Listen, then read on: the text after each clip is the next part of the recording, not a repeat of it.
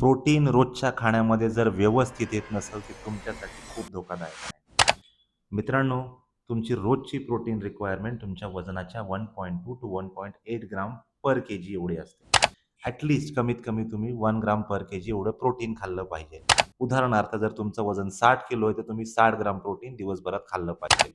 Unfortunately आपल्या भारतीय आहारामध्ये तेवढं डेली प्रोटीन तुमच्या खाण्यातनं तुम्हाला मिळत नाही.